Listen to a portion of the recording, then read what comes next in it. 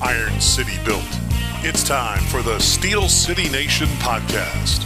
Here's your host, Mark Mariday. Steel City Nation, my special guest today is a native Western Pennsylvania former major league player, coach, Mickey Morandini. Mickey, how you doing today? I'm doing great. How you doing? I've been doing well, Mick. I've been doing well. It was fun all these years to follow your career, growing up in the neighboring town next to you. I was real excited when we were able to correspond and you're willing to come on. So thanks a lot. I appreciate it. Yeah, looking forward to it.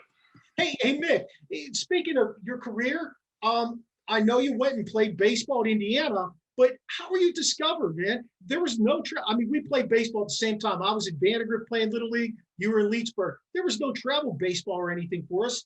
How'd you get discovered?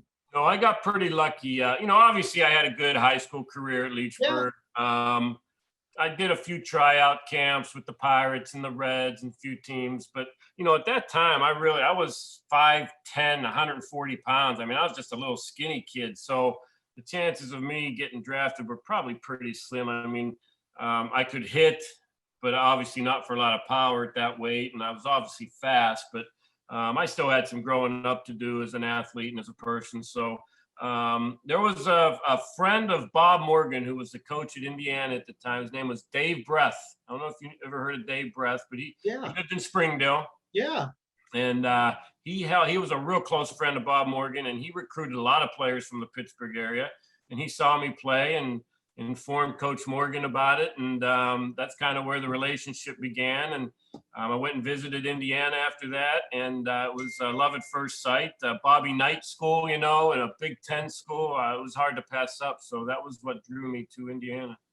Now, I knew you were a pretty good basketball player over there at Leechburg too, but I also know you bowled a lot. You probably spent a lot of time at Lee's Lanes bowling. What was your favorite sport? I loved all three. I'm not going to lie to you. Those were my three favorite sports, to be honest with you. I liked playing football, but football wasn't my thing. Like I said, at high school at 140 pounds, they'd break me in half. So I would say basketball was my first love. I just loved the speed of the game and running up and down that court and utilizing my athletic ability. Baseball was second, but I did love bowling. I bowled in a league every Saturday morning, and I think I started when I was maybe 10 or 11 and bowled up through I was about 14 years old, and I was a pretty good bowler. I averaged probably about a 160, 170 as a 12, 13-year-old, which I think is pretty good. But plus my grandparents owned a bowling lane in Cadogan, PA, near Fort City. Oh yeah, I didn't know. I went up there and bowled a lot too, but I did obviously Lee's was my, that was right around the corner. But basketball was my first love, and if I could have had a professional career in basketball, I would have jumped on it. But like I said, at 5'10", 5'11", at my size, basketball would probably end it at college at some point at a small school. So I knew if I had a future in any sport at that level, it's going to be baseball. Hey, did you play CYO? I did. Did you? I did. I thought we played against each other in CYO. Imagine that. I played CYO basketball for we had some good battles in CYO. It was very competitive at that time. I know we had some great battles with Burl and some other lower Burl teams and some other teams. And I really enjoyed playing CYO. St. Margaret Mary. St. Margaret, that's right. Yeah, absolutely. I played for St. Gert's in Vandergrift. St. Gert's, we were rivals, man. Yeah, definitely. We didn't like each other, even though it was a Catholic organization. We didn't like each other. It was brutal out there. All 15 people in that gym with us. There you go. Yep. Hey, all right, so back to college ball. Anybody besides IU talk to you? I had offers from a lot of schools in the Pittsburgh area, Point Park, Penn State, Pitt, those smaller, Slippery Rock, IUP, schools like that. Now, some of the smaller ones wanted me to play both sports, which I thought about for a while, being that basketball was my first love. But and I also had some offers from Iowa in the Big Ten. But, at that time, Pitt and Penn State were awful in baseball, and I wanted to go to a big school if I could. And Indiana offered me a full ride. So that's hard to pass up. A Big Ten school where Bobby Knight is. It's a powerhouse basketball. The baseball was good enough there at the time. It was just too hard to pass up. Did you attend a lot of those basketball games while you were there? Yeah, they had a package for students back in the day. I think you got to go to 4 or 5 home games, and usually one of those games you got to sit really down low and enjoy the atmosphere. So it was great. Indiana was I wouldn't change a thing. I would go there again. It was a great university. It's a beautiful campus, great education, and obviously the sports are really good too. Mick, what'd you graduate with? What was your degree? In teaching, elementary education. I didn't know that. Yeah, I wanted to be a teacher if I never made it to the professional level. So fortunate for all those kids out there, I did make it to the professional level. Yeah, I'll tell you what, man, I've been teaching for over 20 some years, and where it was when we were kids, where it was when I first started doing this, where it is today, worlds apart, my friend. Yeah, I'm sure it's all computers, and I understand you don't even teach handwriting anymore, right? Oh, no. Yeah. So yeah, it's definitely changed.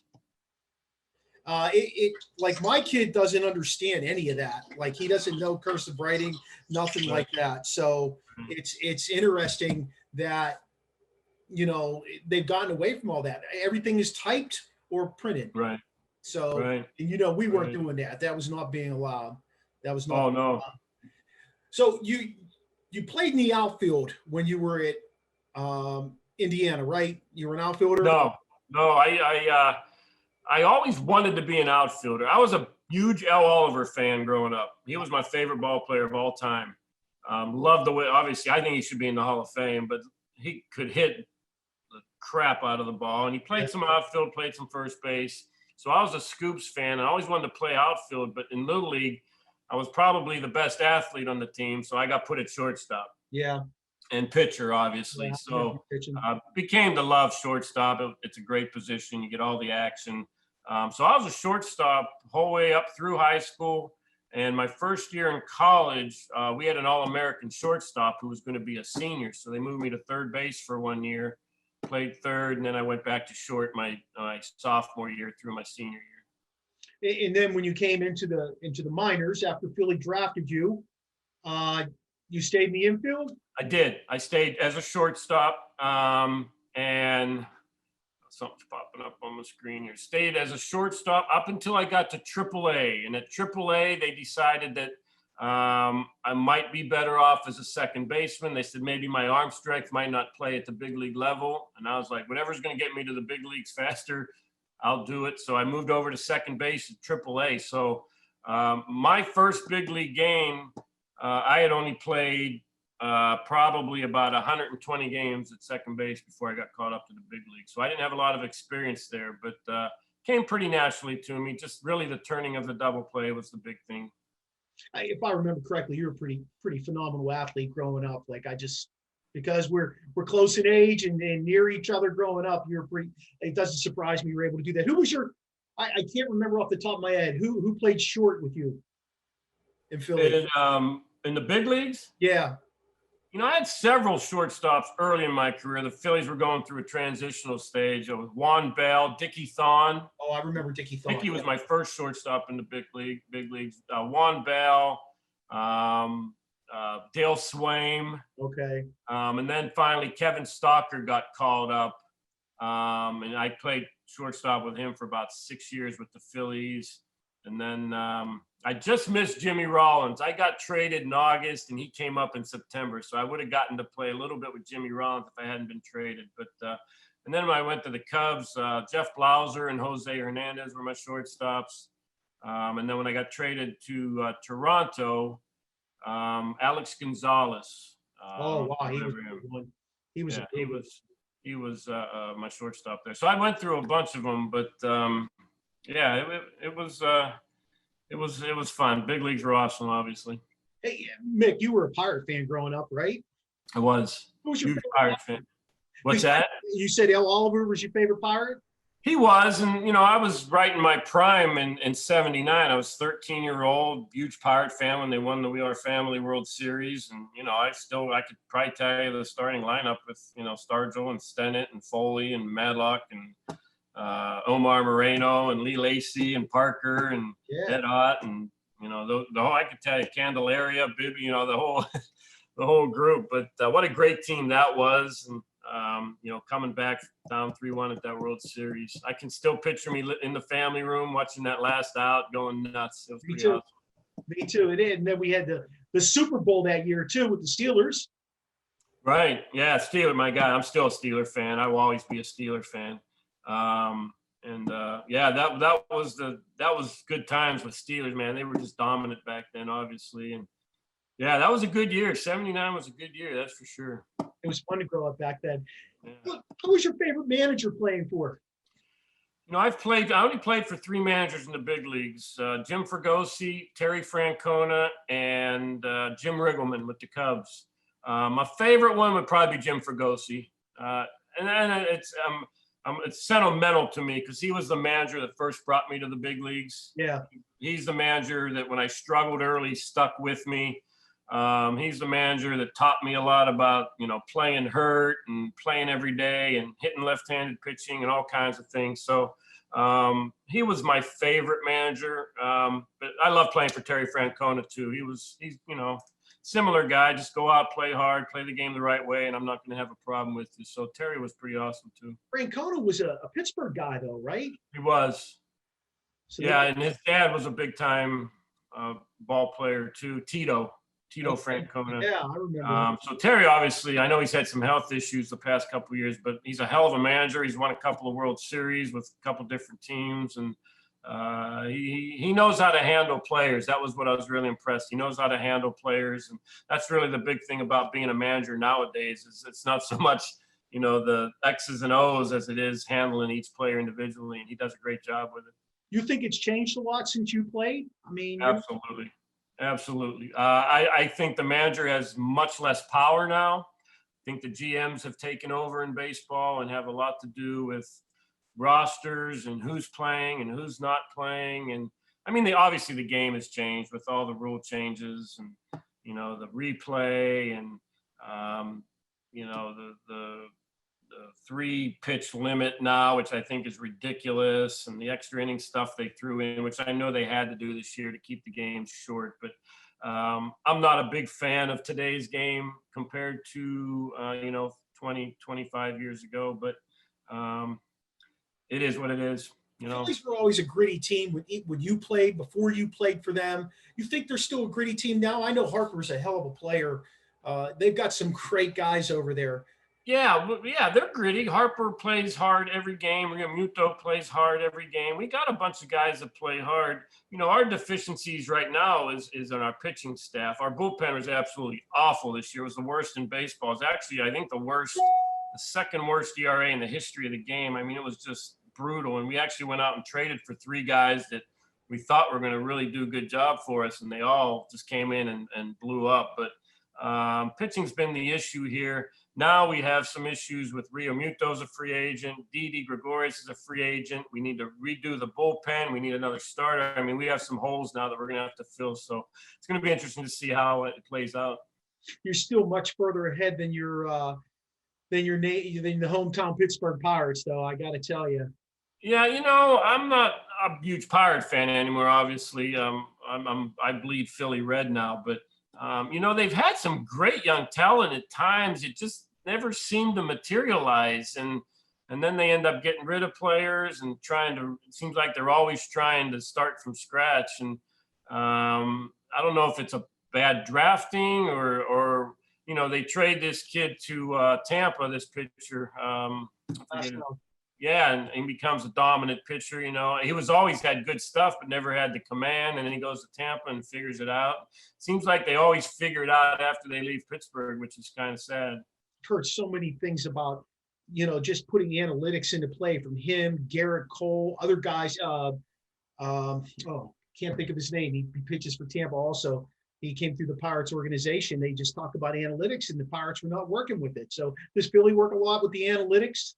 we've become very analytics oriented the last probably 3 years. When they brought Matt Klentak in, who just recently stepped down, he was a huge analytics guy. And, every year we're hiring more and more analytics people. So right now we are really, really big into it. And it seems like the pitching coach, from what I understand, they're talking about is the assistant pitching coach with the Reds. I can't remember his name, but he comes from one of those analytics schools. So it's just going to keep getting deeper and deeper here, I think. It's interesting to just listen to that transition of the game compared to where it was just maybe 5 or 10 years ago. Right. The analytics played no part of it. Right. Even just like watching the shifts, think about it, those shifts, you're a second baseman, you might have been playing out in right field. There's no question about it with, when Bonds was up or Larry Walker or Darryl Strawberry or any of those big power hitting left. I'd been playing shallow right field for sure. But it's a big part of the game. I'm not a big fan. I can't say I'm not a big fan of analytics. Sometimes I think it's too much information, especially for a hitter that has all these sequences, and he goes up there and he's looking for a certain pitch because analytics says he's going to throw this certain pitch here. I think it can really hurt a lot of hitters. And we kind of seen it here with a couple of our guys, with the uppercut swings and lots of strikeouts. And we have a kid here named Scott Kingery that's a super talent, but he wants to hit home runs and lift the ball. And he's not that type of player. And he's really struggled the last 2 years. And he's a guy that should be, scoring runs and stealing bases and bunting and getting on base. And instead he's trying to hit home runs, and it's really hurt his career so far. You almost have to figure out who you can apply those to and who you really need to back off of. Going back to you being called up, what were you doing the day they gave you the ring and said, "Hey, come on up"? It was a wild day. Now, we had 3 days. This was in 1990. You hear the rumors about September call-ups, who's going to get called up, who isn't. Well, I was not supposed to get called up. So we have 3 days. I think it was 3 games left in the AAA season, and I'm just, playing out the season, getting ready to go home and, catch my breath and start preparing for the next year. And right after batting practice, our manager's name was Bill Dancy. He was a AAA manager, calls me in his office. And I'm like, what the hell does he want? We only got 3 games left. What's he calling me in his office for? He goes, sit down. And he goes, the Phillies just traded Tommy Herr. He goes, they're playing a doubleheader tonight. You're going to the big leagues and you're starting the second game. I'm like, oh my God, all these emotions, like scared to death and frightened and excited and all this stuff. And so I packed my bags, drove to Philly. I got there in the middle of the first game. Got the uniform on. They gave me number 12. Go down to the bench. And the game, I get the pinch hit, and I think it was the 8th or 9th inning. And I had a really good at bat off of Eric Shaw, who recently passed away. Yeah. And I hit a pretty good ball to left field, and Freddie Lynn caught it. Freddie Lynn was still playing. And game went extra innings. So I got another at bat off Greg Harris. They were playing the line, so I didn't hit anything down the line, And first pitch, base hit to right field. Next guy bunted me over, and John Kruk comes up and singles me home for the winning run. So I went from playing in a AAA game to, getting the call up, getting my first big league hit, and scoring the winning run all in the same day. So it was pretty crazy. Vic, that's pretty amazing. Fred Lynn was still playing. Yeah, it might have been his last year. That would have been 90. I'd have to look, but yeah. I guess if you're going to fly out to anybody, fly out to a Hall of Famer, right? He was one of my favorites as a kid, man. Yeah. He was just a fantastic baseball player. I did not realize he was still playing that late into his career. Yeah. So tell us a little bit about your experience playing in the World Series. That was amazing. You got to play in a World Series. Not everybody gets to brag about that. Yeah. I wish I'd have played in a lot more, that's for sure. But, we come into that year, no expectations whatsoever from the outside media. They all had us coming in last place. But our GM did something really good. Instead of going out and picking up 1 or 2 superstars, he went out and got like 6 or 7 just solid baseball players. Milt Thompson, Jim Eisenreich, Mariano Duncan, Danny Jackson. So we picked up a bunch of just really good, players that knew how to play the game. They've had good careers. And from day one, we just clicked, and we got off to a great start. We were 8-1. We were only out of first place one day that entire year. Wow. And had a great run, and we just knew how to play the game. We had 4 guys with at least 100 walks. We had 4 guys with over 20 homers. We had 3 guys with over 100 runs. We knew how to catch the ball. Our starting pitchers all had at least 12 wins. I mean, everything just clicked that year for everybody. Everybody had kind of career years. And, then we ended up playing Atlanta in the first round, which nobody gave us a chance to win because they had to throw Glavine, Smoltz, Maddox, and Avery at us. And we ended up winning that series 4-2, and went to play the Blue Jays, who were just absolutely loaded. That offense, I mean, they have like 4 Hall of Famers that were in that lineup. What's that? That was the one Carter hit the home run. Carter, they had Molitor, Olerud, Robbie Alomar, Tony Fernandez, White in center field. I mean, they were just extremely loaded. But we battled. We had the lead in Game 6 in the 9th inning. Carter hits the home run, or we would have went to a Game 7. So it was a heck of a run. That's for sure. That was a great World Series that year. It was. I enjoyed that one. There was actually one game. It was Game 5, I believe. Yeah, it was Game 5. We were down in the series. It was Game 4. I think it was. We were down in the series 2-1. We had a 14-9 lead in the 8th inning and couldn't hold on. We ended up losing 15-14. Now, if we win that game and make it 2-2, I really believe we go on to win that series, but just couldn't hold the lead. What I wouldn't do to see some playoff baseball like that today, it just doesn't – you don't see as much of that today. You see a lot more lopsided one way or another. I know this year the Dodgers had the writing on the wall. I personally feel like they need a salary cap. What's your feelings on that? Yeah, the one thing the Dodgers have done very well is they have drafted and produced some players that came up through that system that are really pretty darn good. Yeah. So I give them credit for that. Usually those types of teams, the Dodgers, the Yankees, they go out and buy their, championships. Yeah. Dodgers really didn't do that. They traded for Betts, but you look at their team, most of those guys were brought up through the system, and that's pretty impressive. Yeah. And the Yankees, too. The Yankees have a lot of players that they brought up through the system, and you have to do that. You really do. You have to bring guys up through your system so that you're not going out and making trades and depleting your system and paying all these big salaries. There's got to be you can pay some guys some big salaries, but you have to have some young players that are cost controlled for a while too. So, and those 2 teams have done a great job with it. What do you think you'd be worth today playing? I know you made decent money playing back then, but. Yeah, I mean, I see a guy that was on our team, Cesar Hernandez, and I feel like I was a better big leaguer than him.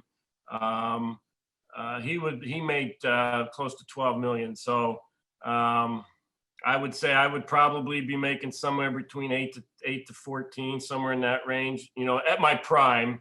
Yeah. When I was going through my, 96, 97, 98, where I was hitting close to 300 every year and running for a Gold Glove. I mean, I would say anywhere between 8 to 14 mil. Maybe I should have been born about 15 years later, I guess. Huh? It's amazing. I mean, when you look at what some of those guys make, I think Garrett Cole makes close to $70 million a day, or not 70 million, $70,000 a day for the next 9 years. Yeah. I don't mind the superstars making that big money. The Coles, all the Harpers, the Trouts, they deserve it because they bring in all that revenue. They deserve. It's the middle guy that's making, the guy that hits 240, but he's making 11 million. Those types of guys, that's where the game kind of has really gotten out of control. But the superstars, you deserve it. But the middle guys that are, like I said, hitting 240 with 10 homers and 60 RBIs, making 11, 12 million. That's something wrong with that. Kind of reversing a little bit on you here. I know one of the most amazing things that happened to you in your lifetime was playing U.S. Olympic baseball team back in '88. Man, you played with some great people back then. Yeah. One of my favorites that you played with was Jim Abbott. Yeah. That dude was so inspirational. Like I couldn't wait to see him. I mean, we obviously didn't have at bat so that we could listen or watch every game, but Right. and if he was on a national game, I was watching that game. Yeah, he was special. It was a tough decision for me because I got drafted by the Pirates in '87. Okay. And obviously that's the team I grew up watching. I was a huge Pirates fan, but I knew I had a chance to play on the Olympic team. So I had to pick and choose. Do I want to go start my professional career or do I want to take a chance? Yeah. Try and make the Olympic team for the '88 squad and go back to college. And it really came down to the last couple of days. The Pirates upped their offer a little bit to me right the day before I had to sign the deadline. And I decided, you know what, I'm going to go back to school and try, because you only get one shot at the Olympics. So I was fortunate enough to get a tryout, make the team. And that's the one time I was an outfielder. We had a really good shortstop named Dave Silvestri. So they put me in the outfield for some games there, which was fine. Who cares where you're playing when you're in the Olympics? So, but we had a great run. The only thing that kind of soured it a little bit was Cuba was not in it that year, and they were the cream of the crop in baseball at the time. We beat Japan, we beat Canada, and we beat Korea, and we won the gold medal. So it was pretty awesome. What a fantastic, you played with who? Ventura was it third? Right? Yeah, with Ventura, Silvestri, I forget his name. Ty, he was a second baseman, first round pick for the Cubs, but never made. Tino Martinez was at first. Scott Service caught. Tom Goodwin was an outfielder. Ted Wood was an outfielder. And our pitching staff was off the charts. We had Andy Bennis, Jim Abbott, Charles Nagy, Joe Sluzarski, all big league pitchers. We were pretty good. We were pretty good. So then what was it like when you got, you get through the minors, you played in the Olympics, you probably had high hopes for yourself. What was it first like then when you got into Philly? What was it like playing that first full season? Did you feel like you were living up to your potential? Was it a challenge? When you start your first minor league season, there's some apprehension there because you don't know how good everybody is. As you go higher in your levels, the talent starts to level out a little bit. Like, when you're in CYO, you're above everybody. And when you're in high school, you're kind of above everybody. But once you get to college and then you get to the minor leagues, it starts leveling out and everybody's kind of as talented as you. So I didn't know what to expect, to be honest with you. But, I just said, play your game, stay within yourself, do what you can do. Don't try and hit home runs. Just get on base, steal bases, catch the baseball. And I had a great first 2 months in low A ball in Spartanburg, South Carolina. I hit .338. They moved me up to high A ball then. Played well there for like 3 weeks. And then they moved me up to double A, and I hit almost .360 in double A for the last 2 months. So that first year was really good for me. Yeah. I jumped 2 levels. I caught everybody's eye. Now I'm on the map. And I really must say at the end of that year is when I thought to myself, hey, you might be good enough to pull this thing off. That was really the first time where I really knew that, hey, I might be good to be a big leaguer. Yeah. And you proved it. That your speed though, I think your speed really helped you a lot. You were very quick, very fast. Your first step, whether you were running the bases or playing second to get to a ball in a hole.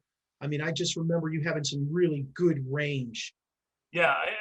My speed was my main attribute. And, when you're a hitter that likes to hit the ball on the ground and line drives, you can bunt for a base hit. You can beat out infield hits, things like that. You can turn singles into doubles and all kinds of stuff. And back in the day, that's what baseball was. You bunted, you hit and ran, you moved runners, you played solid defense.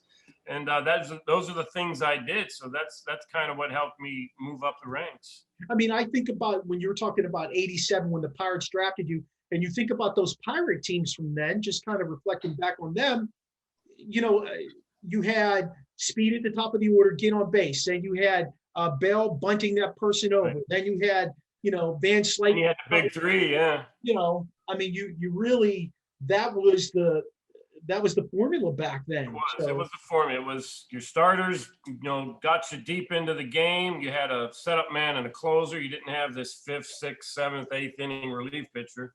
And then, you scored runs any way you could. A sac fly was invaluable back then. Hit a ground ball to the shortstop to drive a run in was invaluable. Now they say RBIs don't matter as a ball player. They're not that important.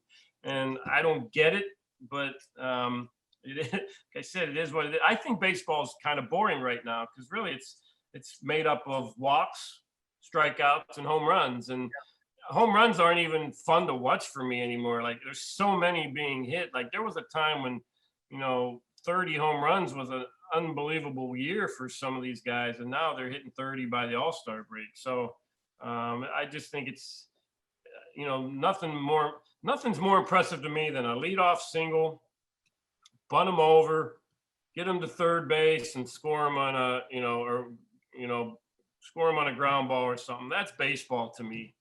And you just don't see that anymore. When was the last time you actually saw somebody bunt for a purpose? Like you rarely see bunting. You just. It happens obviously on occasion, but I think more times when you see someone bunt now, they may be trying to get the runner over, but it's probably more they're trying to bunt for a base hit more than anything. But I can't tell you how many times I bunted the ball early in the game to try and get one run across the board, because those one-run games usually come down to spoiled opportunities, and the people that don't take advantage of that lose, and the teams that did take advantage of it win, and that'll never change. No. You were in baseball when McGuire and Sosa were battling it out. What was the buzz like amongst baseball? Now, I know neither played for you, but you played against both of them. What was the buzz like in baseball back then? Because I feel like that was like a golden time. Yeah. Well, you don't remember this, but I was on the Cubs in '98. So I played with Sammy that year. I didn't realize that. No. I was a part of all that. So, baseball needed something at that time. We had the strike in '94. Fans weren't coming back. They were down on the game. They were down on the players and the owners. And we needed something to get the fans back in the ballparks. And this did it. Sammy hits 20 home runs in June, which was amazing. Yeah. And then comes, August and September, where McGuire and Sammy are just going back and forth. Sammy'd hit a homer, McGuire hit a homer. Sammy'd hit 2, McGuire hit 2. And it went back and forth and back and forth. And it became where you were literally, I was in the middle of a game in at a different ballpark, and they had the Sosa McGuire battle on all the scoreboards. And you'd see McGuire get one turned over, like number 55, and then Sammy would be at 53, and Sammy'd come up and hit a home run and to make it. I mean, it was utterly amazing. And I was actually on the field in St. Louis when McGuire broke the record. Oh, wow. We were playing the Cubs at the time. Steve Traxel was on the mound, and he hit that line drive bullet down the left field line. It was pretty awesome. I remember watching that on TV, actually. Yeah.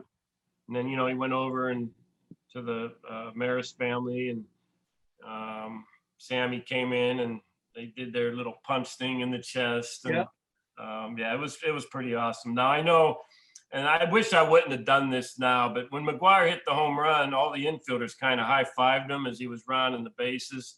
And our pitcher didn't like that very much, that we were congratulating the other guy for hitting. I wish I wouldn't have done that, but it was such a monumental moment that I didn't know what else to do but congratulate him, because my God, he just hit over 60 home runs. It was amazing.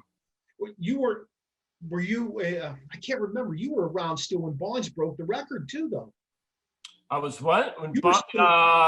What year did Barry break that? I think I was retired. I was done in 01. I think Barry did that in 03 or 04 when he broke. You talking about the 70? Or you talking about? Yeah. I don't think I was still playing. I think Barry outlasted me, if I'm not. Barry played till what, 04, 05, something like that? Maybe 04. Yeah. Maybe 04. So and I don't think I was playing. My last year was spring. I tore my rotator cuff in the spring of 01. So I think he did that. I think he did that after that. Where's your favorite place to play at? I think Wrigley Field. Just the atmosphere, the ivy, the day games, Harry Carey and all that, and the atmosphere around the ballpark with all the bars and people just walking the streets and going nuts. I think that was probably my favorite ballpark to play in. Did you like playing the American League those 2 years or those 2 months you got there? Yeah, it was all right. I'm a National League guy. I like the pitcher hitting and a little more small ball. But, I was with Toronto, and we were in a playoff run at the time. And actually, Jim Fregosi was my manager in Toronto, too. And we were trying to catch the Yankees for a playoff spot. We didn't quite get there. But it was nice to play in some other ballparks, Got to play at Yankee Stadium and in Boston at that great park, and go out west and play at the Angels and the A's and places like that I'd never played before. So that was pretty cool. Hey, let me ask you this. When you first, not even when you first came up, who'd you build a relationship with? Who took you under their wing and kind of helped you as you went through early on? Yeah, when I first got to the big leagues, and really my whole time that he was there, was Darren Dalton. He was our catcher at the time. He's the best clubhouse leader I've ever been involved with. He may be the best clubhouse leader in baseball ever. He was just amazing. He knew how to push you. If you had a problem with you, he'd call you to the back room and talk to you man-to-man, one-on-one. Like, I remember a time early in my career where I was struggling against left-handed pitching, and I wasn't playing a lot against them, and I had an opportunity to start a game. Excuse me. And I bunted off a left-handed pitcher, and I came into the dugout, and after the game, Dalton calls me over and says, "Mickey," he goes, "do you want to play against left-handed pitching?" I said, "Yeah, I do." And he goes, "Well, if you want to play against left-handed pitching, what the hell are you bunting for?" He goes, "You got to prove to these guys that you can hit left-handed pitching. So if you're going to bunt every time a left-hander comes up, that's telling us that you don't have confidence that you can hit him." And I thought to myself, "Oh, yeah, he's right." And from that point on, I started really concentrating on hitting left-handed pitching. And I think in 97, when I was here in Philly, I had the best on-base percentage against lefties other than Barry, if I'm not mistaken. So I came a long way. But he did those kinds of things because not only did he care about winning, but he cared about his teammates. He was a pretty special guy. It's amazing he didn't go on to be a successful manager then, if he had that certain, I want to say, je ne sais quoi about himself. He got into coaching a little bit, and then he developed a brain tumor. Yeah. Which obviously took him away from anything in sports, and he battled it for 5 years. He did he had like 9 knee operations and played every day. So he battled with his knee operations, just like he battled with his cancer, and he passed away a few years back. But yeah, I think he would have been a great manager. I really do. That made me kind of sad when he passed away. I even though I came from the other side of the state, I always admired those teams over there in Philadelphia. Even back in the Larry Boa, Mike Schmidt, oh, yeah. They always had some real competitors. Those were good games. Have you had the chance to interact with those guys over the years, Schmidt? Yeah, Larry lives 20 minutes from me, and we coached together, and I played for Larry for 9 years. But to live in Philadelphia and play in Philadelphia, you have to compete, or this city will let you know. Yeah. I mean, it can be tough on you if you're not going out there and giving your best effort. So I think that's why you see so many great Philly players competing and playing hard. But I got a great Larry Bowa story. When I first got called up, I told you I hadn't played second, for really only about 120 games. Right. So there's a runner on first. I'm playing second base, and the guy sacrifice bunts, and I don't get over to cover first base. Okay. So I'm looking in the dugout at Old Veterans Stadium, and Larry Bowa standing on the top step. He's got his hands crossed, and he's just staring at me. And I knew I was just going to get lit up when I got in there. It's the only time I tell people that I wanted the opposing team to just keep scoring and keep scoring. I didn't want to run into that dugout. So the inning ends. I'm not even 10 steps from the dugout yet, and he lays me out. He's screaming at me. If you want to stay in the big leagues, you better learn how to play he's just going on and on. And, you really can't do that today with these players. They'd all start crying, I think. But, I will say I'd never liked getting yelled at. But once you yelled at me, I learned from it, and I'll tell you this: I never not covered first base again. Yeah. So he proved his point, and it worked. Hey, Mick, I'm going to tell you something. It's not just yelling at those Major League Baseball players that's impactful today. You can't even yell at athletes. I coached high school football for 15, 18 years, and I had to, well, my family started getting older, and I wanted to put the efforts into that. But at the end of it, like if you got on a kid about doing something, man, you heard it from the parents. You might get called in and get talked to the AD.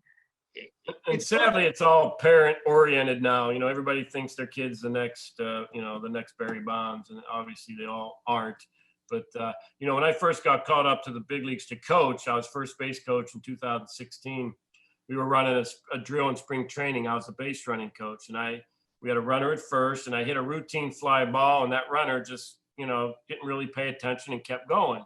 So I scream at him in front of everybody, do the damn drill right, blah, blah, blah. And he almost started to cry and wouldn't talk to me for about 5 days, just wouldn't look at me, wouldn't talk to me. So it got to the point where I actually had to go apologize to him for yelling at him. And we talked it out, and finally things were smoothed out. But that's the way the athletes are today is they, they don't like to be yelled at. They don't like to be told what to do. And it's really tough to coach these days. It really is. I have all the respect in the world for coaches today.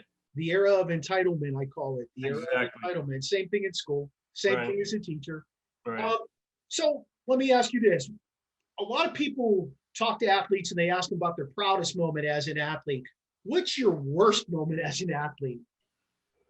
Yeah, I probably have. Well, I have one. I mean, let's call it my most embarrassing moment. Okay. Now, anytime I caught a pop-up, I always used two hands. It was the way I was taught when I was young.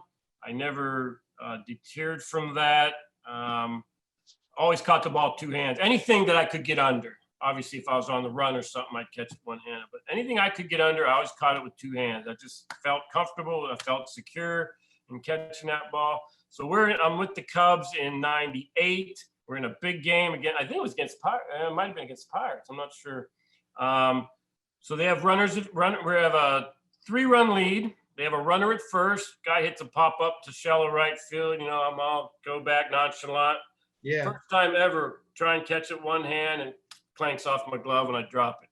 First time ever. Embarrassing, right? Because that would have ended the game.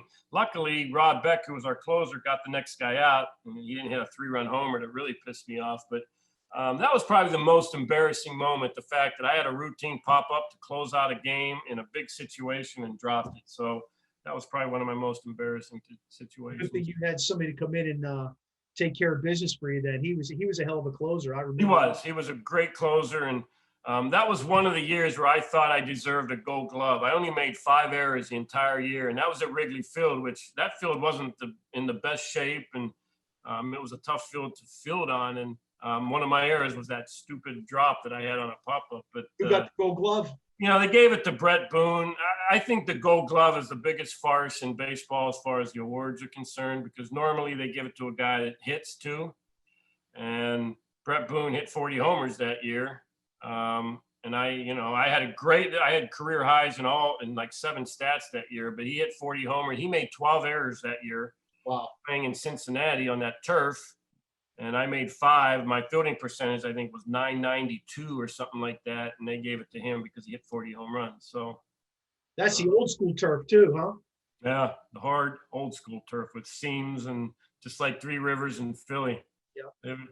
It was, I didn't mind the turf because it was conducive to my offensive game, hitting ground balls, line drives. It really helped me. But as far as it took its toll on your legs, let me tell you that. So you said Darren Daulton had a huge impact on you as a player. Any particular coach or anybody even outside of baseball have a dramatic impact on you as you were growing up, including your mom? Who was your biggest fan? Who helped you the most? Well, my mom was my biggest fan. There's no question about that. She's still my biggest fan today. My brother had a huge impact on me. My father died when I was 4 years old, so my brother had a huge impact on me. My grandfather had a huge impact on me. But as far as someone outside the family, I would probably have to go with my basketball coach, Larry Ondeco. Oh, yeah. Yeah, he was a tremendous coach. He pushed you. He made you the best you could be. And I saw Larry when I was coaching in 2017. We came in to play the Pirates, and I went out after the game and had a couple of cocktails with him and reminisced about the old days. And, he still looks like he could coach. He was in great shape. And his son was there too, Larry Jr. Okay. But it was great talking to him. But yeah, he had a huge influence on my high school days. That's for sure. Isn't it wild how when you look back on life, again, we're close in it, we're almost the same age, but when you look back on life, your most dramatic impacts came from people who, when you were really under the age of probably 18. Yeah, I think that's the way it was for people our age. Like, I'll always remember who coached me. Yeah. Good or bad. And actually, most of it was really good. I don't know if athletes today would remember, when athletes today turn 50 or 60, I don't know if they'd really remember all their coaches, because I don't think it's as important to them, but it was important to us back then. Sure, that you spent a lot of time with them and there was a lot of trust there. I think a lot of kids jump from not just in baseball, but in a lot of sports, they jump from team to team looking for the next great opportunity instead of building that opportunity themselves. Right. Yeah. And the great thing about sports back then was you could play 3 sports and do it easily. Nowadays, all these coaches want you to specialize in one sport. Like, the baseball people want you to play summer ball all summer, or the basketball people want you to play, basketball all summer. And it's hard to play multiple sports now. But for any kids that are listening right now, play as many sports as you can as a young player. And then as you get a little bit older, you can figure out which ones are going to work and which ones aren't going to work. But each sport gives you different skill levels and different skills that you can become better at. So to just stay with one, I don't think is the right path to take nowadays. My youngest is 11. My son, he plays ice hockey and he plays baseball. And he compartmentalizes when it's a certain time of the year he's playing baseball, certain time of the year he's playing ice hockey. And he said to me the other day, I think I want to try football out too at some point. Yeah. Okay, that's what you want to do. Right. I can remember, I was only basketball. I played football in 8th grade. And like I said, it just wasn't for me. But I can remember in the fall, I'd start preparing for basketball. We'd start practices in November. And then as soon as the basketball season ended in, early March, basketball got put away, picked up that baseball bat. And then, the baseball was up through August. Yeah. And, then the baseball bat got put away and we went back to the basketball. But you don't see that a lot now. Everybody's more specific to one sport. You guys had pretty good baseball and softball teams over there in Leechburg. There's no doubt about it. Yeah, I think the softball is still pretty good. Bobby Oberdorf was my coach in baseball. I think he went over to the softball and had a pretty good program over there. He was a great coach too. He obviously had a big influence on my career too. But we always were good in baseball. We always were pretty good in basketball. But my senior year, we had a special team in hoops. We were 24-2, and we didn't go quite as far as we had hoped. We had to play. You remember Frew Mill? Yeah. The juvenile team. Yes. Played them early in the year and kicked the living crap out of them, but didn't realize by the end of that basketball season they had gotten all new, players there, and they were pretty darn good. And they ended up beating us in the playoffs by a couple of points, but we were a pretty good team. We had a special team. Mark Adams play on that squad? He didn't play basketball. He was a hell of a football player with a great running back. But he only played football. He didn't play any other sports there. I remember him with you too. Hey, if I was going to ask you for your coaching style, since we're talking about coaches, how would you define yourself as a coach? A fundamental coach. I'm big on fundamentals, especially from the baseball aspect of it. Throwing strikes, handling the bat, putting the ball in play, catching the baseball, running the bases the right way, doing the little things. That's what I tried. I coached high school baseball in Indiana, Valparaiso High School for 4 years. Thoroughly enjoyed it. And that's what I tried to do, teach the kids how to play the game the right way. Any of your boys play baseball? They all played up through high school, but didn't really have a big interest to play for it in college. So currently you're working as a ambassador for the Phillies. Talk a little bit about that. That's an awesome position. Post playing days, post coaching days. Now you're an ambassador. Yeah, I was coaching in the big leagues for a couple years. I really enjoyed it, but the bad part was we were just awful, and losing is never fun. We came in last place both years. We were rebuilding, didn't have a lot of talent at the time. So they brought in Gabe Kapler, and they decided to go another way with all the coaches. So all of us got fired. Me, Juan Samuel, Larry Boa, the whole staff got fired. He brought in his own people, which I get. You want your own people there. But fortunate enough for me, there was an ambassador job open. The Phillies said, we'd love you to do this. You know, you're great in the community. The Philly fans love you. Would you be interested? And I was like, absolutely. So I've been doing it for 3 years now. Absolutely love it. I get to play golf and charity tournaments about 30 times a year. You know, I go visit high schools, hospitals, I go give talks. I go out in the community, whatever they need out in the community.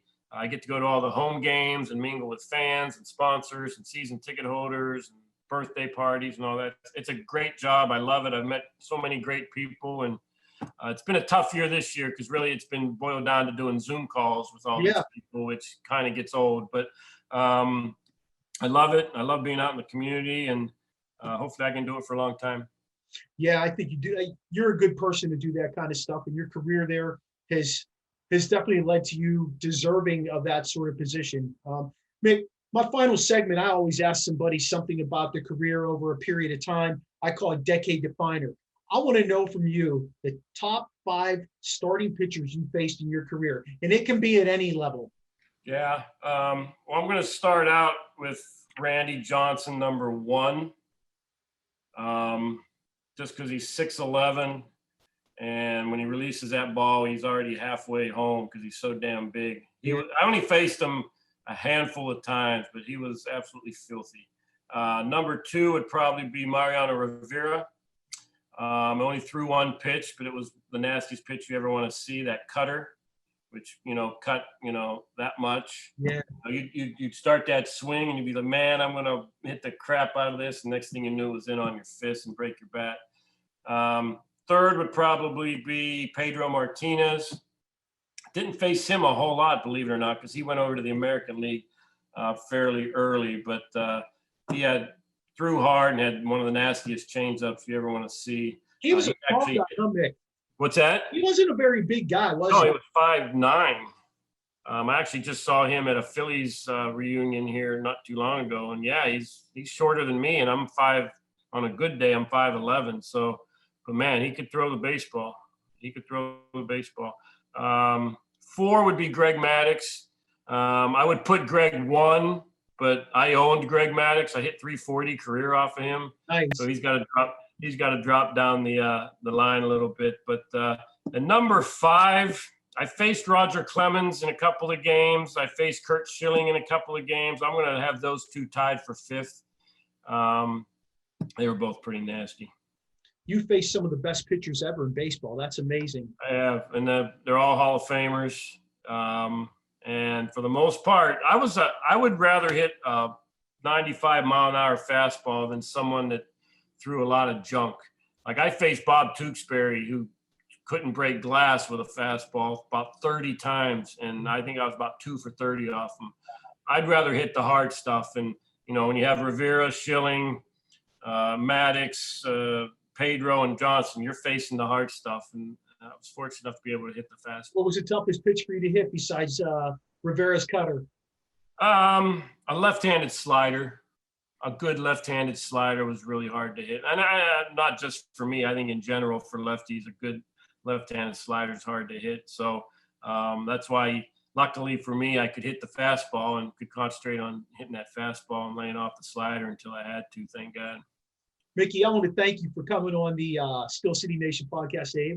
It was awesome catching up with you. Great seeing you after many, many years since playing CYO basketball against you.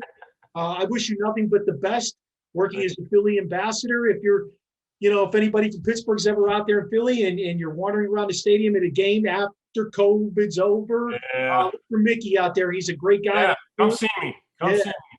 Take care. Best of luck to you going forward, bud. Thanks for having me on. And all I got to say is go Steelers. Yes, sir.